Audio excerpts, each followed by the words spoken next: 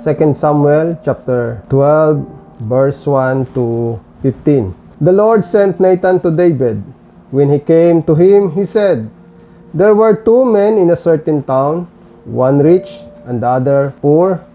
The rich man had a very large number of sheep and cattle, but the poor man had nothing except one little lamb he had bought. He raised it, and it grew up with him and his children. It shared his food, drank from his cup, and even slept in his arms. It was like a daughter to him. For now a traveler came to the rich man, but the rich man refrained from taking one of his own sheep or cattle to prepare a meal for the traveler who had come to him. Instead, he took the old lamb that belonged to the poor man and prepared it for the one who had come to him." 5. David burned with anger against the man and said to Nathan, "As surely as the Lord lives, the man who did this must die." 6. He must pay for the lamb 4 times over because he did such a thing and had no pity. Then Nathan said to David, "You are the man. This is what the Lord, the God of Israel says. I anointed you king over Israel and delivered you from the hand of Saul. I give your master's house to you and your master's wives into your arms. I give you all Israel and Judah. And if all this had been too little, I would have given you even more. Why did you despise the word of the Lord by doing what is evil in his eyes? You struck down Uriah the Hittite with the sword and took his wife to be your own. You killed him with the sword of the Ammonites. Now therefore the sword will never depart from your house, because you despised me and took the wife of Uriah the Hittite to be your own." 11. This is what the Lord says, "Out of your own household I am going to bring calamity on you. Before your very eyes I will take your wives and give them to one who is close to you, and he will sleep with your wives in broad daylight. You did it in secret, but I will do this thing in broad daylight before all Israel." 13. Then David said to Nathan, "I have sinned against the Lord." Nathan replied, "The Lord has taken away your sin. You are not going to die. But because by doing this you have shown utter contempt for the Lord, the son born to you will die." Last, after Nathan had gone home, the Lord struck the child that Uriah's wife had born to David, and he became ill. The title of my preaching is Sin. We are all familiar with the story of King David and Bathsheba. What David thought of as a one-time event with an exceptionally beautiful and vulnerable Bathsheba led to a series of consequences that affected his life, family, and kingdom. He thought no one will find it, but that short moment of pleasure got Bathsheba pregnant. Sin remains a sin no matter how private it is. Ano ang meron sa kasalanan? At ano ang magiging resulta kung tayo ay nagkakasala? Sabi ni Dr. R.C. Sproul, "We sin because it is pleasurable. The enticement of sin is that we think it will make us happy. We think it will give us joy and personal fulfillment.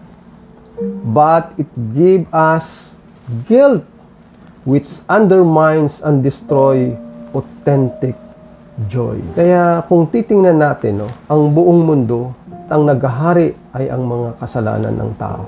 Sa simula pa lang ay nagkaroon ng kasalanan ang ating ninuno. Sabi ni Dr. Alistair Begg ay, "Sin of any kind cannot simply be sealed away in the past. It does not go away with the tap of the delete button, no? Ibig sabihin, mayroong scar na naiiwan sa mga sugat. At ito ay nagiging marka at tanda ng mga kasalanan. So, when we face our failures, when guilt weigh heavy on us, where are we to go? Ano ang gagawin natin? At paano natin lalabanan at lalagpasan yung mga bagay na nangyayari sa ating buhay? Is there anywhere we can turn? Anything we can say? Any cleansing for our sin? Gusto kong kahit tapos na yung preaching natin, basahin nyo ang buhay ni David. We don't have to question what happened, but it is a reminder for all of us that sin is a horrible thing that happened to every mankind. Kaya nga ang galit ng Diyos. Ano ang pinapahiwatig? Ano ang pinaparating sa atin ng Diyos? Kung titingnan natin, isa sa pinakamagaling na hari at walang kapantay si King David. Denial of sin falls into three categories. Number one is concealment. Itinago niya ito at ang matindi diyan, deliberate ang intention na nagkasala na siya kay Bathsheba. Talagang plinano niya pa na patayin si Uriah na isang matapat na sundalo o warrior o tagasilbi ni King David. Karoon siya ng instruction na ilagay niyo sa harapan ng matinding labanan si Uriah. At ganun nga ang nangyari, tinamaan si Uriah at namatay. Bakit ginawa ito ni David? At ang matindi doon, tinago niya. Pero in-expose ng Diyos na buntis si Bathsheba. Kaya walang maitatago. Tayong mga tao, kapag meron tayong mga kasalanan, anong ginagawa natin? Tumatakbo ba tayo sa Diyos? Or tinatago natin ito at pinoproteksyonan natin ang ating mga kasalanan? Anong ibig sabihin ng concealment? You try to conceal your sins. Ginagawan mo ito ng storya, ginagawan mo ito ng justification, no? Or cover it up, or keep it as a secret. Kaya kung babasahin nyo siya, nakakalungkot. At meron dyan na mga controversial pa na nangyari, no, sa pamilya ni David. At ang nakakatakot doon, ang sinabi ng Diyos na the sword will not depart from your house. Kaya sa gabing ito, sa bawat isa sa atin, pray na huwag tayong mahulog sa kasalanan. Bakit? The moment na nangyari yan, it will take everything na pinangangalagaan natin. Mahal ng Diyos si King David. Pinili ng Diyos si King David. Pero the moment na nagkasala siya, merong repercussion ang kanyang kasalanan.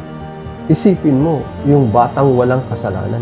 Sabi ni Nathan, tinatawad ka ng Diyos, pero yung anak ay mamamatay. Dito natin makita how sin destroy everything. Sabi ng 2 Samuel 11:27, after the time of the mourning was over, David had her brought to his home, and she became his wife and bore him a son. But the thing David had done displeased the Lord. Ano sabi ni Dr. Stephen Lawson? Do not be deceived. Sin will take you where you do not want to go. It will cost you more than you want to pay. It will make you what you do not want to become. Ang kasalanan ang sisira sa lahat na iniingatan natin. Huwag tayong magpadaya. Psalms 32:3-4. When I keep silent, my bones wasted away through my groaning all day long. For day and night your hand was heavy on me. My strength was sapped as in the heat of summer. At sabi ni Dr. J.C. Riley, no, men are apt to forget that it does not require great open sins to be seen in order to ruin a soul forever. They have only to go on hearing without believing, listening without repenting, going to church without going to Christ. And by, they will find themselves in hell.